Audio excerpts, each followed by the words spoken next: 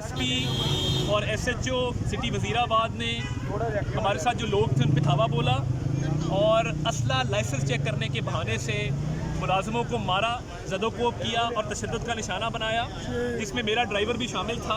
मैं जब इनको छुड़वाने गया तो इन्होंने बदतमीज़ी की और मुझे भी साथ गाड़ी में डाला और कहा जी चलें। तो इधर हमें थाने ले आए। इधर 4 राहगीर बेचारे मौजूद हैं। एक बच्चा फार्मेसी में मुलाजिम है, एक कोई अपना प्राइवेट कारोबार करता है, वो सिर्फ मोबाइल पे वीडियो बना रहे थे, उनको मारा।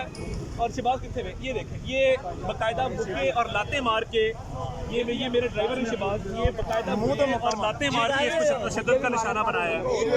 पुलिस करती पुलिस करती पुलिस करती ये राहगीर है, ये साइड पे खड़े जिनका कोई कसूर नहीं है, सिर्फ ये है कि जब पुलिस हमारे लोगों को मार रही थी ये उसकी वीडियो बना रहे थे। तो मैं ये वाज़ेह पैगाम दे देना चाहता हूँ सीपीओ साहब को भी, आरपीओ साहब को भी, आपके हुकूमत के लोग जो असला लेके फिरते, हमारे पास तो असला कोई नहीं होता, उनको आप नहीं रोकते।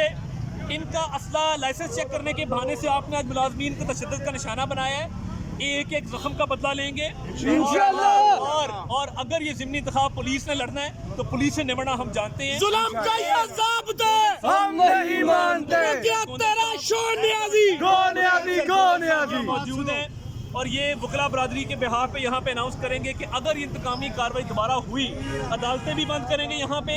और देखते हैं कि पुलिस का भी यहाँ पे काम कैसे चलता है, सीपीओ ऑफिस का भी घेराव करेंगे। और ये इनमें इतना दमखम नहीं है, होता तो हमें अंदर रख के दिखाते। तो ये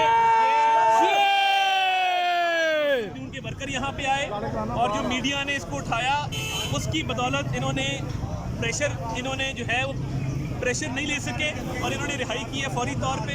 और ये इंशाल्लाह ज़िमनी इंतखाब हम आज जीत चुके हैं, हमें इंशाल्लाह लगा के दिखाए, हाथ तोड़ देंगे। एक